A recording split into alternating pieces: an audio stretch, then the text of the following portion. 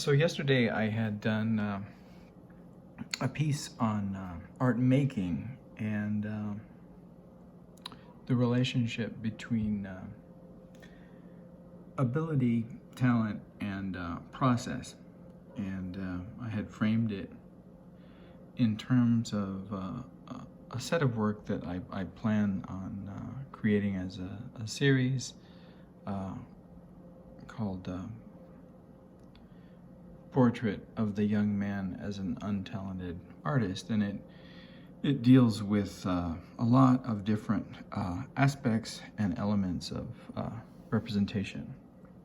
And so today I was thinking about representation, and what we're looking at is a video from MoMA in which a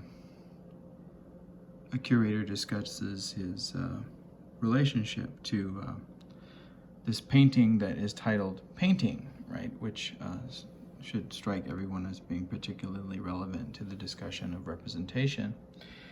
And of course it's a Francis Bacon painting, and it was created in 1946, following the period of World War II, and the gentleman speaking, argues that this figure in particular may have a political identity in the British government, and that the imagery of horror describes this period that precedes it, and that Bacon is looking back and casting critical judgment upon the politics that allowed events such as the Holocaust to happen. And I had written a comment because the comments button is available, and I had said in the comment, in a very polite and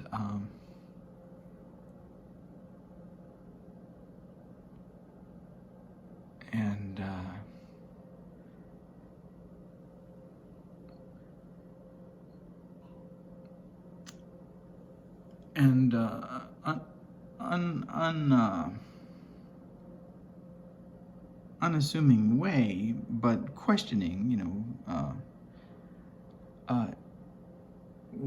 I had questioned the timing of the piece. Why?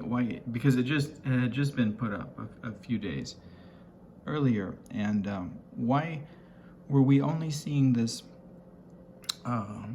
historical look now, and not a few years ago, when we had as close as we've ever had to a fascist president destroying our democracy for a period of longer than 4 years, right? Because even having lost the 2020 election, there was still an attempt to take power, and it's relevant today because the J6ers are back at it, right?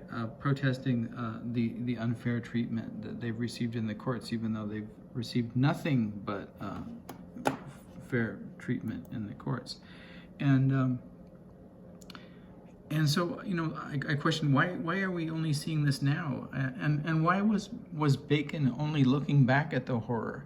And it raised for me this question that I guess in my mind evolves from, can representation only look back at the historical past? Is that what separates it from action? That action is involved in the present, and that representation is a matter of, and can we only mourn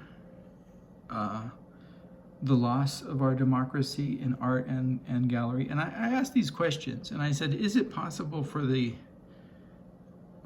any institution like a museum to be a space of action rather than a space of regret at occurrences that have already occurred and passed, and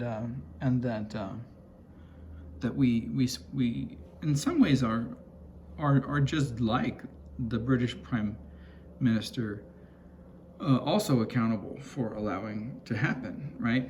And the fact that it was removed suggests to me that the answer is, well, depending on how you formulate the question, but but yes, that's all that museum space can ever do. For whatever reason, it can't become a space of action. Now, it can become a space of the documentation of action. Now, this is clearly not what Bacon is doing, right? Bacon is documenting the history of the horror. And then this curator is documenting Bacon's documentation of that horror. And it's placed in a museum. And so it's the regret of the past. Now, in saying all of this, why is my question so relevant? Because even the documentation of the past can be used to affect the present and the future, but only if it's placed in the right time, correct? Meaning, this painting could have served as a warning, in 2016, even 2017, even in the space in which Trump was being impeached. Recall the way that Hitler was that Hitler rose to power, right? Okay, so there had been an attempted coup on the part of Hitler's party, and there had been an arrest, and there had been an imprisonment, right? And Hitler was released. Very, very much like the way that the Republicans continued to, fail to do their democratic duty and fully prosecute Trump after his impeachment in the House, right? So all of this, all of that history, right, which is, now looking back, but could be used as a warning of the present, even in the space of a museum or a gallery. That's why I asked the question about timing. Because why didn't this picture appear then? Why wasn't this history then available to us in a moment that would have made sense, in a moment that would have created a space of action rather than a space of representation? And these are the questions that we need to ask if we're going to be engaged as critical and political artists, right? That it's always too late. Bacon is, and early on in my work as a painter, I was in some way very much enamored with painters like Bacon. And I remember, I don't have them anymore, but I had a couple of very Bacon-like paintings, and actually three. And one of them I produced in a course that I was taking at UCSD, which was an art making course. And I actually took very, very few art making courses, but it was Fred Lonidier's class. And it was about politics and art and political art, how we make political art. And this is Fred Lonidier's work in a gallery space. And what's interesting about okay, so one of the pieces that I did, and I don't even really recall the whole moment that the piece responded to, but it responded to a particular corporation's destruction of the value of human life and human body. And it did so on this big canvas with the imagery of very much like a Bacon painting, but the imagery of these limbs and blood, and it was very expressionistic. And I brought it in, and everybody looked at it, and there was just silence. And it was a really powerful painting, but the silence, said something. And Lonidier, goes, okay, so does anyone want to say anything? And no one said anything, and no one said anything. And then the shock of the whole thing, and it's like overwhelming representation of this violence against, the human body, created, this inability for people to speak. And so Lonidier, tried to elicit response and, help people out. And he said, well, let's talk about the form then, or the strategies of representation if we don't want to talk about the content. And then, there was more silence, right? And then, and then I remember Fred, goes like, well, it's not straight edge, or it's not hard edge or whatever, and I remember, thinking, that was really funny. But in the conversation that, that grew out of Fred Lonidier's response to my work, I realized that I could never be a political artist doing this kind of work, right? I realized, and I don't know what it was that he said, because I could have just been offended and been like, well, whatever, you do your work and you work with these communities and do the session. I knew I would never really be able to work with communities because I'm not social that way. So I knew that like the kind of work that Fred does in organizing and having people develop the art, with him, and his being like kind of like just almost like an art teacher that goes into these, labor unions and spaces of exploitation and like gets people inspired, right, to challenge the authority and the practices of exploitation and of the stealing of their property and rights. That I would never be able to do that. But I also realized that he was right? Like that I had to get in some way out of representation, but I also had to document in some way, or at least like defer the documentation to a future time. In some way, I had to like be able to like create a map of the territory and reintroduce it. Not necessarily in a gallery space, because unlike Fred, like I've never really participated in that, and I probably never will, and I've never really have had much desire to do so. And there are a lot of reasons for that, and some of the reasons I've talked about, and some of the reasons that I haven't. But it's interesting that I keep coming back to this, even though this is just the door, right? So why do I keep coming back to it? Because to me, this is more visually interesting than what Fred does over here. And I think that he would be okay with me saying that, because the point isn't really to be visually interesting, it's to document. But the problem is, who's going to read this material in a gallery? I mean, honestly, and I love that, someone would, but you already have to be sold, right, on the project. And in some ways, like, that's good too, because that's community, not building, but that's community reinforcing. But that my eye, and I would do political work, right? And I shouldn't be like focused over here. I should be focused over here. But my eye keeps going over here. So I guess maybe that's another reason that I started out like with that bacon thing, because it's really engaging, and but it doesn't do this, doesn't historicize, it doesn't document the actual practices, it doesn't explore all that other stuff. So what I wanted was something that would be as like catchy as this, but would do the labor and would have some kind of documentation. And I found that this big bloody painting that I produced, right? I came to a realization that like for me to make this political, like I had to be the painting. And that's pretty hard to accept, right? Because nobody wants to get beat up by the cops or, have their face pushed into broken glass or, to have these kinds of experiences. But like to fully